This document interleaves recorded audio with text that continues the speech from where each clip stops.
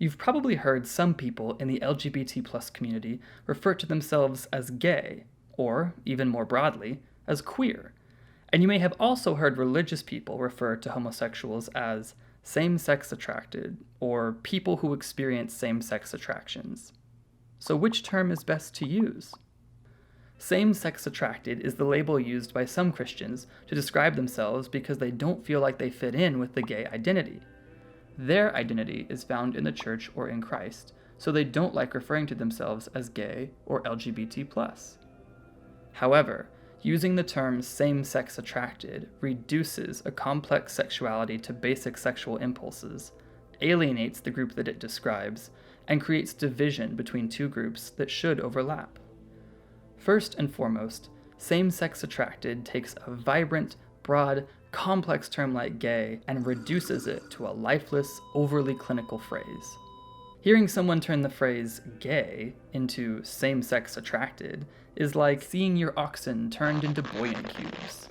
This analogy from John le Carré was originally referring to turning his books into movies, but the idea is pretty much the same. To use the term gay invokes feelings of pride in a larger community.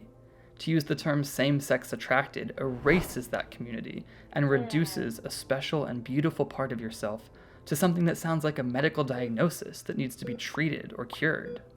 Eve Tushnet comments on this conundrum in her book, Gay and Catholic, by writing, "People sometimes refer to me as struggling with same-sex attraction. That language ignores the fact that I don't particularly struggle with my orientation. I struggle a lot more with resentment toward well-meaning straight Catholics who assume that I struggle with it." She goes on to say, "Many people have other problems with the language of struggling with same-sex attraction. For them, this language separates out a part of themselves and animates it, making it into a kind of living enemy, which plays into a lot of self-hatred and makes them feel internally divided rather than united in the love of Christ." Some people feel like using gay bases your identity on whom you are attracted to, but even if that is partly true, calling yourself same-sex attracted creates that exact same problem, but to an even worse degree. Second, using the term same-sex attracted pushes away and alienates the group that it is trying to describe. When dealing with a group that is already alienated simply based on the church's teachings, it's important to approach these people with an extra gentleness and sense of welcome. Father James Martin lays out this issue very clearly in his book, Building a Bridge. In it, he says, "It comes back to the Catechism's direction to treat LGBT+ people with respect, compassion, and sensitivity. Part of respect means calling a group what it asks to be called. If someone says to you, 'I prefer to be called Jim instead of James,' you would naturally listen and call him by the name he prefers. It's common courtesy. It's the same on a group level.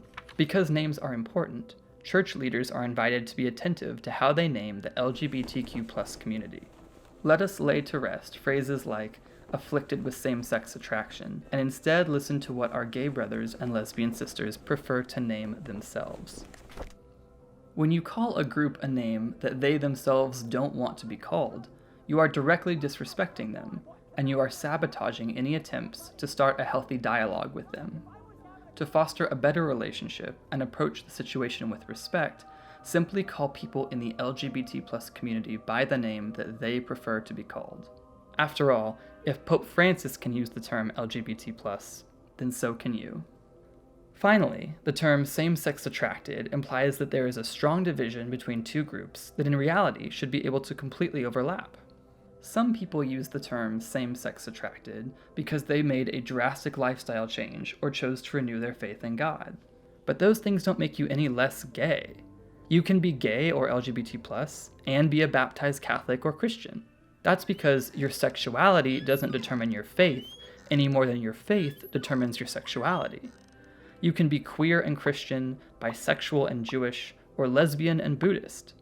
But when you use the term same-sex attracted, it seems like you must reject your sexuality in order to join a religion, and that simply isn't true. There is no need to leave your sexuality at the door when you enter the church. In fact, you should bring it with you when you approach the altar. So if same-sex attracted reduces, alienates, and divides, what's wrong with gay? Well, therein lies the miscommunication. what does it really mean to be gay? I'm sure most of you are familiar with the way that the media portrays gay people. Flamboyant, feminine, and fabulous, leading lives of promiscuity and wearing nothing but rainbows. To be fair, there are many gay people like that, but many others, myself included, are nothing like that at all. I understand the feeling of, oh, I'm not like them, so I can't be gay, especially during the process of figuring out your sexuality. But the truth is that there isn't one gay lifestyle, because there are so many different ways to be gay. You can be gay and religious, you can be gay and celibate, you can be gay and introverted, you can be gay and never watch RuPaul's Drag Race, never dress flamboyantly, and never go to parties or pride parades. But the fact is that you're still gay. You're still attracted to members of the same sex, no matter what lifestyle you choose. The term gay is broad in the most beautiful way.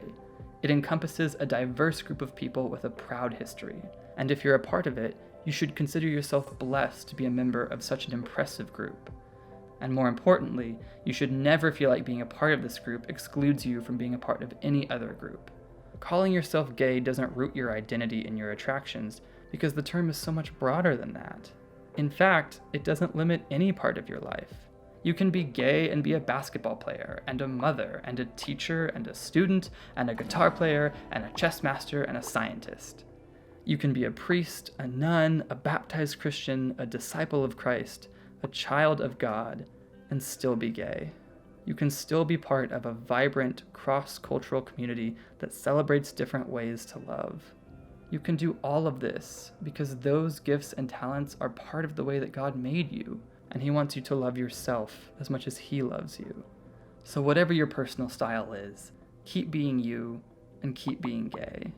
No matter what, you must be respectful, compassionate, and sensitive to those around you, especially LGBT+ people, and calling someone same-sex attracted is not respectful, helpful, or fully accurate.